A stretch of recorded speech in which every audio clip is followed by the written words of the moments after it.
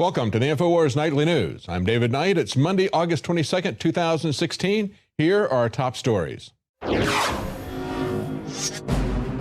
Tonight, Libertarian presidential candidate Gary Johnson backs a fee on carbon. Then, some suggest there may be a new leaker at the NSA. After that, a former sailor who snapped pictures of a submarine seeks mercy by citing the Clinton defense. He ends up getting a year in prison. And the next time you do something that jeopardizes national security, tell the judge that Colin Powell said it was okay. That's next. Looking at something like this, I've seen this before in many briefings, but it says, who is a threat? Insiders, Hassan, Manning, Snowden, Alexis, and it also lists David Petraeus and Hillary Clinton on the slide. Now, we do know that Hillary Clinton is a threat to America. She has lied under oath. We know what's happened with Benghazi. First, the Obama administration said it wasn't ransom for hostages, the $400 million that they secretly transferred in foreign currencies to the Iranians for the release of the hostages. Then they admitted last week that it was. Today, the State Department admits what we all knew would happen with this bad policy, that the Iranian government is now actively seeking to capture more Americans, because that's how they get paid if you're a terrorist state. The State Department has warned that Iran is seeking to capture U.S. citizens. This is from the Washington Free Beacon. Say the State Department today issued a warning urging U.S. citizens to avoid traveling to Iran, which has made the detention of Americans a priority. The latest travel advisory, which emphasizes Iran's desire to capture U.S. citizens, comes on the heels of a growing scandal, they report, of the Obama administration's decision to pay Iran $400 million in cash on the same day that it happened to free several U.S. hostages. Of course, they admitted last week that that was in exchange for the hostages. Now, as we pointed out before, the whole idea that this is ransom is bad policy. They didn't talk, however, to the Department of Justice and ask their opinion on this because they wanted their policy opinions. They talked to the Department of Justice because it is, quite frankly, obviously illegal. It violates the sanctions. It violates the executive orders that Obama himself had put out just a few weeks earlier, stating that Iran remained a terrorist state. They violated the law. So what remains now is for the Obama administration to come out and say, yeah, we broke the law, like Hillary Clinton, and no prosecutor in their right mind would come after us, okay? But understand, this is the MO, the method of operation of drug dealers. And we've had a U.S. Senate candidate, Republican Kirk in Illinois, point that out. And of course, the mainstream media was very upset that he pointed out that Obama is acting like a drug dealer. This is precisely the way drug dealers operated under Bill Clinton and under the Bush and Reagan administrations as well, flying in cash with airplanes secretly for whatever it was that they wanted. But we have a story at Infowars.com from Adon Salazar that I think illustrates one of the three legs of danger, the globalism versus nationalism. But of course, this is the imminent danger that we're seeing here. Now, just as we've seen in Europe, we've seen terrorist attacks become a common occurrence in Germany and in France. Will we see drug cartel murders and mutilations become a common occurrence here in America? Decapitated, dismembered body is found in the San Antonio dumpster. This is an InfoWars story from Adon Salazar. He points out this is cartel-like violence hitting home here in America. Residents in San Antonio are on edge after a human body was found over the weekend, dismembered, decapitated, and burnt beyond recognition. It was discovered inside an apartment complex dumpster early yesterday morning on the southeast side of San Antonio. An apartment resident said it looked like a burning pile. He was one of the first people to investigate what he believed was simply burning furniture. That's when he located what he said looked like a badly burned woman's body. He said, I could tell that it was a lady with her hands cut off and her head cut off and her feet cut off. It's like someone just threw her there and lit her on fire. And we have seen this happening over and over again in Mexico. Understand, when we look at the drug war that is going in Mexico, and of course, we have a very important part to play in that drug war. Understand, however, that that violence that is happening in Mexico between these drug cartels has already claimed tens of thousands of lives. There's a higher casualty rate there than in the war in Iraq. So we have to understand that this is something that is coming to our country, if we're unwilling to look at border security. And he points out in the article, Don Salazar says, while police are not speculating on a possible motive, violence such as beheadings and dismemberment are consistent with the Mexican and transnational cartel activity, and it is also prevalent in the San Antonio area. But now the open borders and the violence that comes with them is just one of the three legs that the globalists are using to fight for a global government. The other one, as we're reminded by this story from the New York Times, is the Trans-Pacific Partnership, the so-called free trade deals. The New York Times says Obama readies one last push for the Trans-Pacific Partnership. Now, what is interesting about this story is not the fact that Obama is still pushing for the Trans-Pacific Partnership, this globalist trade deal that was written in secret by corporate lobbyists that our elected representatives were not even allowed to see, that is going to be rammed through with the unconstitutional process put in place by the Trade Promotion Authority that most of our senators and representatives, Democrat and Republican, voted to put through. But the interesting thing, I think, is the narrative that's being sold to us by both the Democrat New York Times and the Republican congressman who is head of the House Ways and Means Committee, that there is a bipartisan opposition to it by both Hillary and Donald Trump. This simply isn't true. Listen to what they have to say. They say his successor, Obama's successor, whether Democrat or Republican, opposes it. That is the big lie. Hillary Clinton does not oppose the Trans-Pacific Partnership. We have pointed this out over and over again. They say, as does most of his party. Okay, they have at the Democrat convention, they said they had signs with TPP and a slash through it. Those were Bernie Sanders supporters, not Hillary Clinton supporters. Those are people who understood that she was selling them out on this vital issue of trade. And then we have a Republican Congressman, Kevin Brady, who is chairman of the House Ways and Means Committee, says, we can't grow America's economy unless we are not merely buying American, but selling American all over the world. Look, it is not free trade, okay? It is not free trade if somebody is managing your economy abroad. People that are not accountable to you are going to control your economy. And then, of course, the third leg of this, it's open borders. It's the controlling of our economy by the globalists who wrote these secret trade deals. And then it is the climate change treaty. And we're reminded of that by Gary Johnson backing now carbon credits, okay, carbon taxes. And they call him, in the Daily Caller, they call him the Libertarian Party presidential nominee. Let's just call him the LP nominee. There's absolutely nothing libertarian about Gary Johnson or William Weld. These are people who are in direct opposition to the Second Amendment. They support an assault weapon ban. We have seen them now jump into crony capitalism in every flavor. Here's another example. They say he's no skeptic of man-made global warming, and he has endorsed a fee on carbon dioxide emissions. It's all part of his free market approach to global warming, says Gary Johnson. Now, understand that when he comes in and says that this is a fee and not a tax, do you remember the last time we heard that? It was when Mitt Romney was defending his raising taxes as governor of Massachusetts, saying they were fees and not taxes, okay? But, of course, Mitt Romney is exactly the kind of guy that Gary Johnson and William Weld want. As a matter of fact, I find it interesting that they would openly court and beg Mitt Romney to endorse them, even promising him a cabinet position. Remember, before the Republican convention, we were told that Donald Trump could not name the people or a list of probable people that he would have as cabinet members because that would violate law. Well, listen to what Gary Johnson and William Weld did. They said if Mitt Romney wants to be part of the administration, that would be a guarantee. Okay, they said, and of course, this is Weld. He says, I personally think he would be great as Secretary of Defense, even as Secretary of State. And he said, hey, Mitt, we want you to endorse us. And by the way, how would you like to be Secretary of State?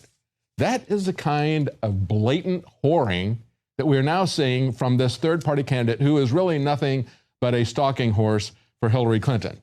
Meanwhile, 15,000 new emails have come up from Hillary Clinton, and these are not the 30,000 emails I had before, or the 30,000 emails that she and her lawyers destroyed before they turned over the information to the FBI. This is an additional 30,000. At the same time, we just had on Friday a judge ordering that Clinton would not have to testify under oath in an email deposition suit. U.S. District Court Judge Emmett Sullivan said the conservative group Judicial Watch had not demonstrated that they required an in-person deposition of Hillary Clinton.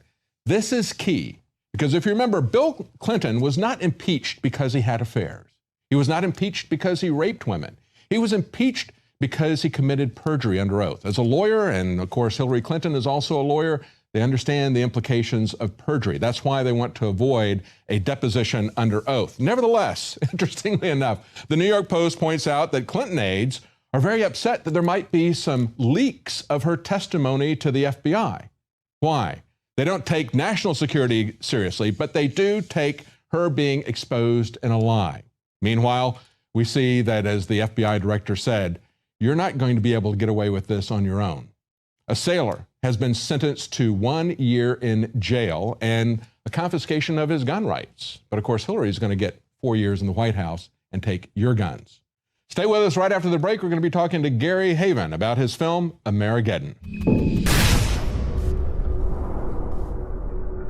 Manufactured fears about Islamophobia have been weaponized to characterize all criticism of Islam as racist. But Islam is not a race. No belief system is above scrutiny, especially one as intolerant and barbarous as Islam. Back in December, I made a video called Islam is not a religion of peace. And this was the response. If you say one more time that Islam is not a religion of peace, I'm going to come to your house and kill you!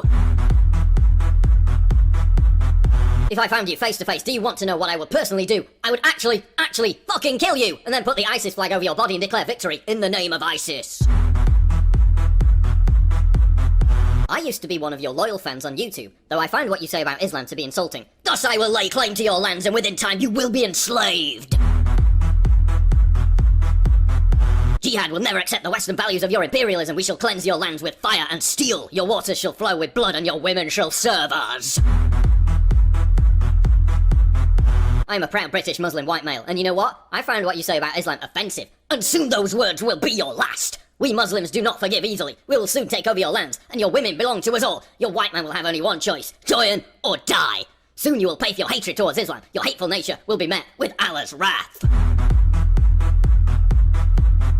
How dare you say that Islam is not a religion of peace? I will come on your house and kill you! Yeah, little word of advice for you fellas. You're not going to prove that Islam is a religion of peace by threatening to kill me. That kind of proves my point. What also proves my point is an entire summer of terror attacks by Islamists who in every case chant Allah Akbar and cite the Quran as the inspiration behind their rampage. The Syrian refugee suicide bomber in Germany said that his attack was a revenge act against Germans standing in the way of Islam. I guess that's nothing to do with Islam. The axe attacker on a train in Germany published a post 24 hours before his rampage saying it was an act of retribution against, quote, enemies of Islam. I guess that's nothing to do with Islam. He also said he wanted to take revenge on the infidels. I guess that's nothing to do with Islam. ISIS gunmen in Bangladesh killed those who couldn't recite the Quran. I guess that's nothing to do with Islam. We've also had another summer of mass sexual assaults committed by Muslim migrants across Europe, which of course is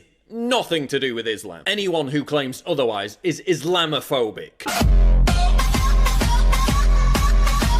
In fact, Islam is so blameless that we now have jihadists screaming Allah Akbar while stabbing Jews, and within hours, it's dismissed as just someone with a mental illness. After the Nice massacre, the BBC was more concerned about, quote, anti-Islamic tweets than a guy mowing down hundreds of people with a truck in the name of Islam. So each of these red dots is an anti-Islamic tweet coming from the UK. And that we can see happening right now, that's a digital reaction to the Nice attacks. Do you notice how they've redefined Islamophobia as anything that's, quote, anti-Islamic? Because criticising a violent and intolerant belief system is now an act of intolerance. It's Islamophobic. They're trying to characterise genuine and warranted concern over Islamofascism as some kind of hate crime wave sweeping Europe. Because the real victims of Islamist terror are Muslims who might get mean stares on public transport. Baby's secret, she whispers, just to you. Allahu Akbar. I mean, the West is so rampantly Islamophobic that Westerners view Muslims more positively than Muslims view Westerners. Okay, so if the West is so riddled with Islamophobia, Why do hundreds of millions of Muslims all want to move here? I don't remember Jews being that keen on visiting Nazi Germany in the 1930s. Oh, and criticising Sharia law is also now Islamophobic, according to the BBC. Attacks are going to change people's opinions.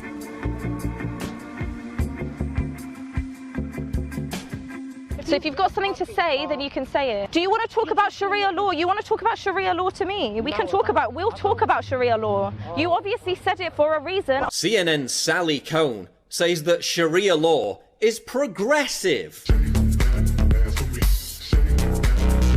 Characteristics of Sharia law: wife beating, forced child marriage, and the complete disenfranchisement and subjugation of women in marriage, property ownership, and divorce. Yep, sounds really progressive, doesn't it? The Washington Post reported that, quote, Islam can be fairly described as feminist. In fact, Islam is so feminist that in Muslim countries like Pakistan, 1,000 women die every single year as a result of honor killings. Honor killings are permissible under Sharia law, and Sharia law is progressive. Allahu Akbar!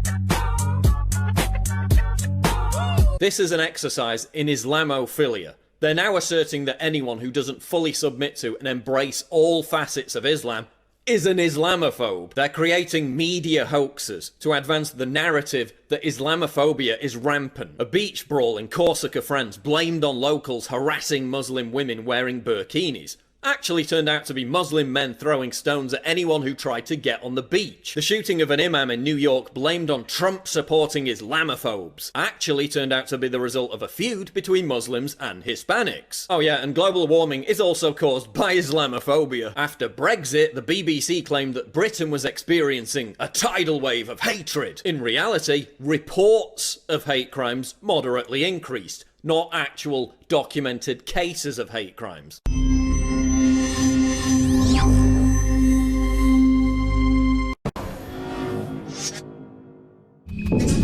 Welcome back. Joining me now is Gary Haven. I want to talk, Gary, about Amerigeddon. Of course, that's the movie that you put together with Mike Norris, son of Chuck Norris. I had a little bit to do with that. Shot right here in the studio. Now it's on DVD. We've got a special that's going on, 2 of those, as well as you get a free bottle of colloidal silver. It's a great deal. But tell us a little bit about Amerigeddon. You know, we've looked even over this last weekend. We've now got the German government telling their citizens, you need to be prepared for an emergency. What do they know that the American public doesn't know, or that many people are still not aware of, that they need to prepare? You know, I read that. In fact, I read it on INFOWARS yesterday. The German government is telling their people to store 2 weeks of food and 5 days of water. And it's a good question. What is it that they know? And by the way, David, I want to thank you for your contribution to the movie. David provides the opening scene and sets it up in just a beautiful professional way, as we all know and watch him do every day on INFOWARS. Well, thank you for letting me be a part of it. It really was interesting. You really enhanced the quality in a wonderful way. Amerigeddon is a movie that depicts an event. I like to say that it's a true story that hasn't happened yet. Mm-hmm. But we're at risk every day in America from an electromagnetic pulse attack. In fact, North Korea flies a satellite twice a day over the center of the United States at just the optimum altitude to detonate a nuclear device that would create an electromagnetic pulse that would decimate all electronics in our country. First among them is the electric grid. Imagine having no electricity, having no internet, having no banking. Imagine not having any fuel, not having any water. And if this were to happen, these transformers that would have to be replaced, most of them come from China. They have an 18-month lead time. Bottom line, folks, is that we're going to be out of food, out of fuel, out of medicine. There'll be no currency. And it's so important an issue that the Congress of the United States on 2 different occasions did a study, the EMP study, and Congress determined that 90% of Americans would be dead within the 12 months. And they've demanded that somebody do something about it. Of course, Obama's not interested in that. So the movie, my character sees it coming, goes before Congress, and I argue with an evil senator who was played by our very own Alex Jones. I told Alex, by the way, you need to tone down the evil. It's just a little bit over the top. He's had a lot of experience watching evil senators, so he's trained for this for a very long time. Well, I tell you, he was a natural. Yeah, he was. We sure enjoyed having him in the movie as well. But my character sees it coming and prepares. And so the movie not only shows you how to prepare for an event like this, and it gives you an opportunity to bring your friends and family, the people who think that you're, maybe a French fry short of a Happy Meal, to show them that the world really is different than they've been lulled into thinking. And so the movie is important. It's a movie about a message, and we have created a movement around this movie. It's called Amerigeddon. It's showing in some theaters still around the country, but it's available on DVD exclusively right here at Alex Jones. And when you go on the website to the INFOWARS store, you can find that there's a special offer. We want you to buy 2 of the movies because you want to keep one and be able to give one and share it with other people. But when you buy 2, you get a $20 bottle of colloidal silver. And so this is an extremely good offer. And by the way, as a nutritionist, I'm going to tell you that's a great product. And in times something you like should this, have to prepare. Yeah, exactly. Yeah, because it's good even for external cuts. I've used it, because silver is a disinfectant. It's a very, very natural, clean disinfectant. So. Yeah, so I'm really proud that you've made the offer so generous that people could get a premium product like this with the purchase of 2 movies, Amerigeddon, on your website. We're really proud that you are the exclusive distributor of it. And it was our way of giving back to you because when people buy this product, they help your program. Yes. You were so much of a help to helping us make the movie, get the truth out. Everything from your role in the entry of it to Alex Jones. So thank you guys. Well, thank you for the support. It's very important that people understand this. As you're talking about the fact getting 2 of these so you can share this with other people, understand that this is a very real scenario, and it's a scenario, the one that you picked. I mean, there's many scenarios that could take down the power grid. And of course, the Germans are just telling their people 10 days supply. But there's a lot of things that could happen, as you point out, in this particular scenario. It would be a very long power down situation. There's so many things that could take this down, but this is something that we could do something about if people had the will to do that. If we had people in Congress that were concerned about the American people rather than feathering their nest for the people that they work for. Dr. Peter Pry, who is the Director of Homeland Security for EMP, and I've had several discussions, and I was really pushing for a national act, something like the GRID Act. And he said, Gary, they're not going to do it on a national basis, but they may do it on a statewide basis. And David and I, we live here in Texas, and I'm happy to say that Texas is actually doing something. And it's interesting because there's 3 grids in the country. Texas is the only state to have its own grid. And our legislature here has begun to take serious action to protect the grid in Texas. So we're getting something done now. And I'm glad to live in a place that that really is responsive to the people. Those of you that don't live in Texas, either come on down as fast as you can, or start demanding that your leadership in your states do their job, which is to protect you from threats. And that's a key thing. I think we need to understand that there's a lot that can be done at the local level. We've gotten to the point in this country where we think every problem needs to be and can only be solved in Washington. And yet there's a lot of things that can be done at the state level. And ultimately, your survival comes down to your own preparation. Yep. Bottom line. Now, you can't there's things collectively that it's important to try to do. But bottom line, you need to look out for yourself and for your family and to set aside things that you think you need, and you need more than 10 days. Yep. Yeah. Well, I'm a big planner and prepper. I have water sources on my ranch from rain and gutter systems. I have food to feed my family, even my community, for months. And feeding 10,000 children a day. I'm in a food ministry. It's something I've been doing for years now. And you need to have the means to protect it. And I'm armed all the time, and I make sure people around me are, because one day you may need to protect yourself. But of And course, that's another reason why you need to have people within your community that you know, because you're not going to be able to stand there as a one-man army and protect yourself. It's something that you do as a community. It's one of the things that we've had a lot of preppers talk about, creating a community of people who have certain skills and can come together in a time. And that's one of the things you see in Amerigeddon.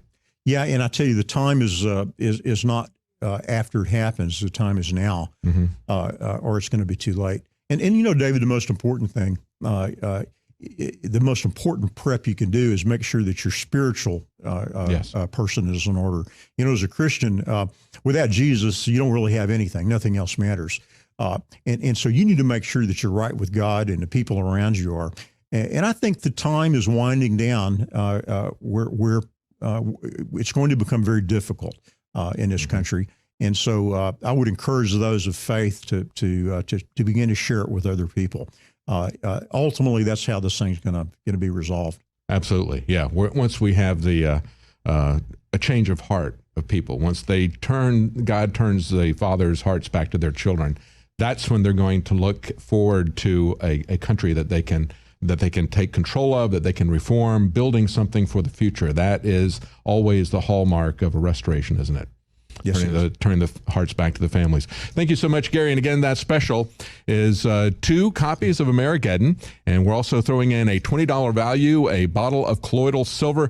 Get that movie. It's one very important scenario that could happen, but there are others that could happen. But it'll start a conversation. Maybe it'll be the basis for you pulling together people in your community that can come together in times of need, whether it is a man-made catastrophe or a natural catastrophe or something that is done by the government. Who knows? But that's a way to start with people, start a dialogue. Take a look at this movie. It's a great conversation starter and a great movie.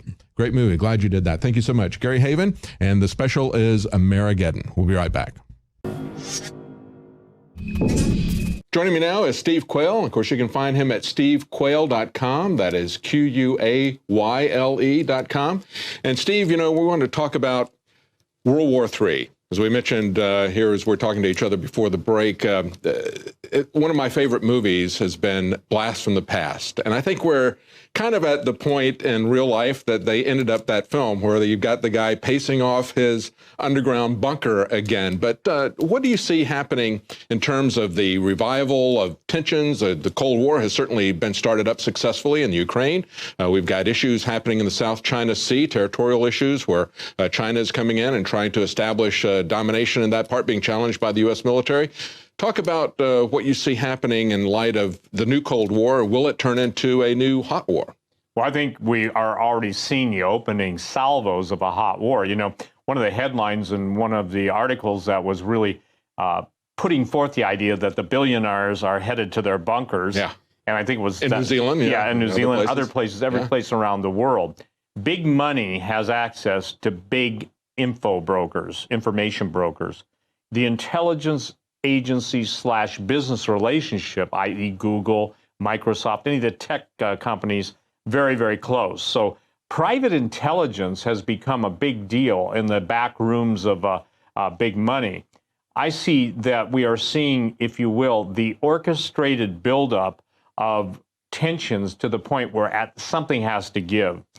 We only hear of the real news coming from the Ukraine when we get people that are posting on the front lines or the Russians warning. What I've learned about the Russians, and let me share this, I think, and again, Alex and I have both made the statement, we're not Russophiles, but it's astonishing to me that there are actual people who represent the United States in Congress and Senate who take nuclear war as kind of a casual, well, you know, we'll just go bomb this or bomb that. Yeah, and it's reflected in the American population as well. They're very casual about it, unlike the Russians. But of course, the Russians have a memory of massive destruction going back to World War II. We didn't see that here in America, the people who survived. Well, the current entity in the White House has been destroying the military for the last 8 years of his reign.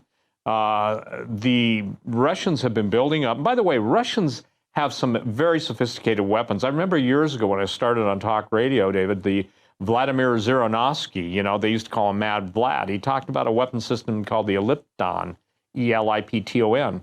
And, you know, they're not idle boasts. And I've seen some really, I would say, provocative moves to almost get them to strike first. You know, look, we're surrounding Russia, and that's called encirclement. And look, I mean, when I say, look, people, please open your eyes, you know. Maybe you guys should have a new INFOWARS binocular special so people can see beyond their nose. And I'm not kidding, okay?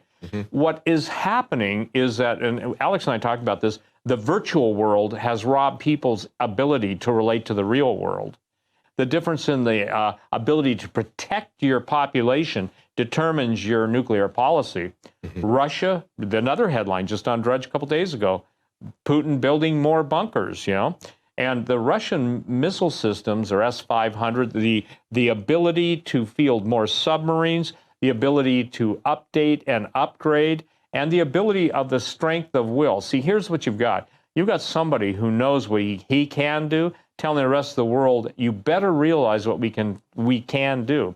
You see the destruction of the American military, and I have a different reason for that. I believe that because of the war against God in this country, you know, it's God's the one that gave us victories. I mean, half the Marine airplanes can't fly. Air Force is going down to the salvage yard in Arizona to pick parts, you know.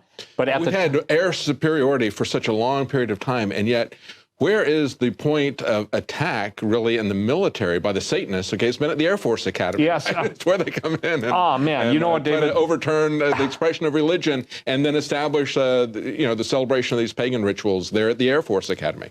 I'm glad you bring that up, because the idea is that they actually think, and this is something that people lose track of, in the Illuminati elite Luciferian world, they actually believe that they have the weapon systems to take on God. Now, my simple question to that is, who do you think made the raw materials and created them simply by speaking them into existence? You really believe what you make with those can take, but that's how blind they are. I believe that this is the ultimate, if you will, trap to bring as many people into the destructive forces and field of nuclear weaponry. And again, most people don't know the difference between a fission bomb, a fusion bomb, neutron weapons, and the laser weapons. I've actually had people in the state of Texas who are high up in military intelligence and actual special operations tell me they got stuff now that makes atom bombs look like pea shooters. When you hear that from a 4-star general, he didn't tell me what it was, but he told me that they have them. And the Russians have the same thing. And so what now we're seeing is we're seeing coordinated warfare. We're seeing weather warfares. We're seeing, warfares in multiple dimensions, different areas of warfare and warfares. That means multiple countries using their high-tech weather weapons against each other. Well, one of the concerns I have is what happens with the reverberation effect of everybody bouncing radio waves or scalar waves or whatever off the ionosphere, and everything's heating up. I maintain that the state of Texas has been under weather warfare attack for years, and I can pretty much back it up. I wrote a book called Weather Wars and Unnatural Disasters, and still people don't get it, that when you got Secretary of Defense Cohen, you get Zbigniew Brzezinski talking about that one nation can make war on another nation, and then you understand that into a nuclear theater now, we don't even know what the Russians truly have, because under the guise of, you know, the Soviet Union is gone, the former Soviet Union is gone, but we have, how do I say this? Children shouldn't play with nuclear weapons. Yeah. We have this, if you will, this liberal stupidicus. Oh, here's a new one. Okay, a new Latin. This isn't Latin, but liberalis stupidicus. Dumicus unto deathicus, okay? Yes. So I'm not trying to make fun of this, but here's the deal. In the background, they're showing right now, they're showing the mushroom clouds, they're showing the devastation of cities. Neutron weapons can kill all the people without having a shock wave, blast wave, and the thermal effect, because our bodies just aren't designed to take intense neutron bombardment. I actually, David, interviewed Sam Cohen, the inventor of the neutron bomb. He told me on talk radio for 3 or 4 different multi-hour shows that we, the United States government, gave to the Chinese the neutron weapons. So it's not just the atomic bomb, you know, and blast from the past. I'll tell you what, in my opinion, everybody should start stepping up those preparations and picking them up too. And this is critical. The shutdown of all important article staples, it doesn't matter if it's food, water, clothing, survival supplies, that's going to come too many truckers are idle, too many train engines or whatever, locomotives are sidetracked, and the compression of the middle class just doesn't have the money anymore they used to. And when you hear the candidate for the president, Hillary Clinton, talking about she's going to tax the middle class more, good night. That's like a vampire saying to the corpse or to his other vampire, run that corpse through the ringer so we can get the last ounce of blood or the last milliliter of blood. It is so late in the game that I believe this, that it is no longer just, somebody say, well, we went through the Cuban Missile Crisis. You don't know what went on behind the Cuban Missile Crisis. What we're going through now is real. I don't believe it's just, oh, maybe we will, maybe we won't. I think the stupid indifference and the denial of the real threat that nuclear, and I see this, I see Russia and China coming against us. And I think now is a time for people to prepare, because we're looking at massive economic disruption when we look at automated cars coming in, robotics coming in and taking people's jobs. We're looking at massive unemployment that will be both horizontal and vertical in the economy. It's going to affect all different segments of the economy, and it's going to affect it at every different level. We're going to have massive unemployment. We're looking at automated trucks that are going to be driving and so forth. So now is the time really to prepare. But I think it's absolutely amazing when we look at the difference in attitude, the American people, as you point out, as we began this, versus Russia. The civilian population there lived through World War II. They saw that kind of massive destruction. People here just can't believe that that's going to happen. Well, in denial of reality is I would say this, if there is a medical condition, and I believe we've been programmed real quick, we are the most psychologically programmed population of any nation in the world for defeat. Yes, absolutely. Thank you so much, Steve Quayle. SteveQuayle.com. We'll be right back. Well, a terrible week for Hillary Clinton. This just in, the FBI has announced that 14,900 emails, new emails they've uncovered on her server. Conservative watchdog group Judicial Watch, they've successfully sued. They're going to be released coming October. Leanne, this is a big deal, unearthing in this probe on her server an additional 15,000 emails. Right. This is a rough week for her. Which, of course, let's not forget, she swore under oath that she turned over everything to the State Department. And so now they're saying that this is actually more than nearly 50% more than the 30,000, plus that her lawyers deemed unnecessary to turn over because these were personal emails.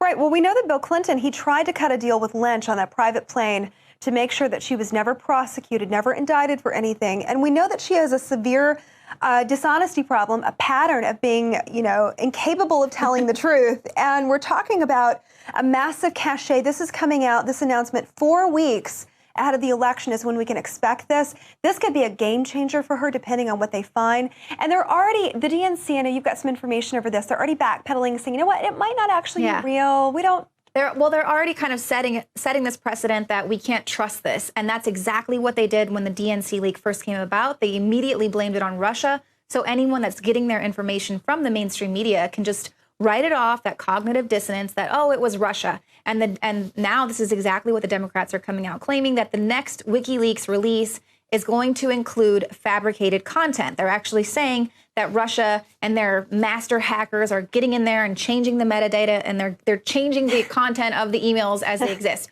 So They're already prepping people for this huge psyop. Right, exactly, because they know that, I don't know how you would go in. Well, I guess it's possible, but, more importantly, they're shifting the blame to big bad Russia. They're the big bad wolf here, and not the blaring headline that the woman has hidden 15,000 additional emails. Now, the content of these emails, Leanne, very speculative, but at this point we know that her top aide, Huma Abedin, it reveals that she acted as a conduit between the Clinton Foundation, these donors, and Clinton serving as Secretary of State. In more than a dozen of these exchanges, she was providing expedited direct access to Clinton for donors who'd contributed a certain amount of money. So big problems here, because she was Secretary of State at the time, and she's got this foreign donor list, 1,100 foreign donors that actually remain a secret. Hopefully we're going to be finding out more if that's inside of these emails, who they are. But we know that 53% of her donors that gave $1 million or more, they were foreign citizens, corporations, or foreign governments, which is in direct violation of a foreign cash ban. You can't do that legally. Right. She was doing it as Secretary of State. Yeah, and let's not forget that she and her husband signed an agreement with the Obama administration that they wouldn't have these type of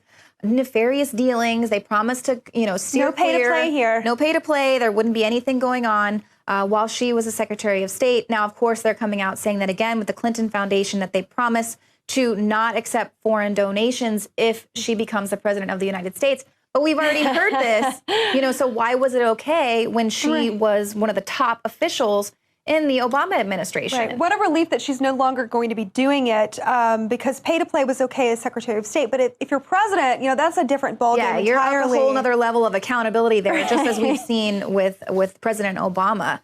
Now, let's not forget that, of course, Hillary Clinton also said it's revealed that during her FBI briefing there that she said Colin Powell was the one who told her to set up this private email server. And he's actually come out on Sunday saying, you know what, I'm free. And I'm just going to tell you guys that is absolutely not true. She's trying to pin this on me. The truth is she was using it for a year before I sent her a memo telling her what I did during my tenure as Secretary of State. So she had already been setting this up. And then he revealed that he had this private email. But the difference is that while he was Secretary of State, he was in constant communication with the State Department. The State Department actually set up his email for him, and he never used it to send classified information, which is totally in opposite of what we see with Clinton. It's in the realm, so the legal murky gray water of what she was doing, sending classified information. If anybody else had been doing this, Leanne, they'd be in jail right now.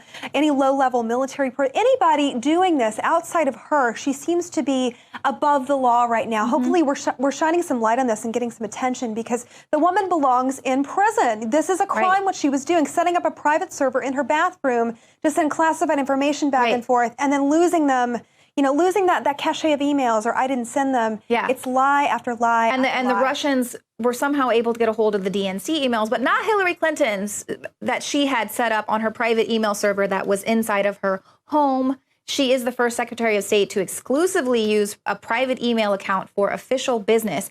And also, too, something that she said, which turned out later to be a lie, with those deleted emails that she turned over, her team didn't actually read the emails. They skimmed the subject lines instead. There was never anyone who was outside of Clinton's circle who was brought in to oversee this process. And as we've seen with some of these leaked emails, they might have started the email thread on a personal business, like with her daughter's wedding or something. But then she would respond and say, hey, by the way, did we talk to so-and-so? And so it started to mix in with business with her private issues. And so she just deleted them, didn't even skim the contents of these emails like she told the American people she did. Right. So precisely right. The conflict of interest and the defender of corrupt and rigged status quo. That's what Donald Trump has said about her. She is the defender of the corrupt and rigged status quo. And the call to have this initiative shut down, it looks like it's been effective here. Going back to those emails and specifically talking about this aid, I've been looking at Huma. I don't know if you want to get into her at the moment. Should we just jump right into her because this close aid, this 20 years of service that Huma Abedin gave to Clinton, she became an intern right around the time of Monica Lewinsky, and we know from these emails that Huma would call her confused, that she thought that sometimes that she had to repeat things over and over. And we know that she was a handler. And looking at who was controlling Huma, well, her ties to the Muslim Brotherhood and the Saudis running Huma, and then she's running Clinton, we have a serious problem going on here. It explains our foreign policy directives. And right around the time of the Arab Spring, Obama was helping it usher in this Arab Spring. Obviously, Egypt fell to the Muslim Brotherhood. They have a history of persecuting and putting to death Coptic Christians, but that's all in the name of democracy. Well, Huma, the personal connections that she has to the Muslim Brotherhood, we understand that she could be at the heart of a lot of these foreign policy directives. Do we really want that?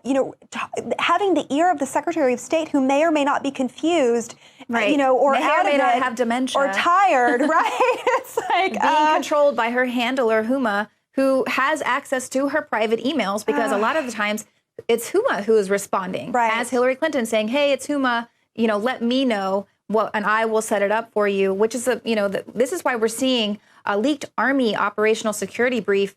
There was actually a slide where they were showing Hillary Clinton as an example of a possible inside security threat. And it's just what you're saying with Huma and her connections to the Muslim Brotherhood. You just never know who has the ear of these people who are in power. Right, or their motivation to nudge and to influence the direction of the State Department, what direction it will take, directly influencing our immigration policy, the aid that we give to places like Egypt, being able, this pay-to-play aspect of Huma's ties to Saudi Arabia. We know that she grew up in Saudi Arabia, that she lived there from the age of 2, that her mother is a prominent professor in Saudi Arabia, that this radical Muslim journal for 12 years, she listed herself as a co-editor.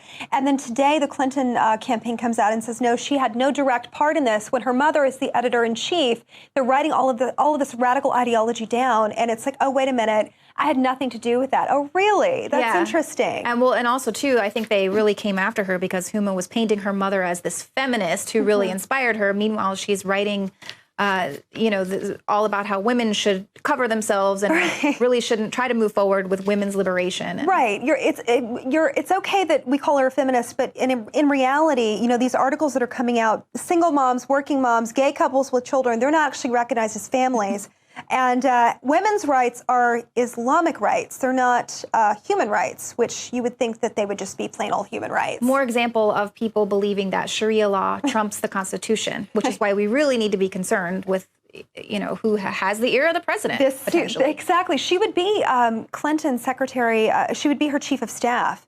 And just to point out, looking at Huma all day, I've been looking at this woman all day long.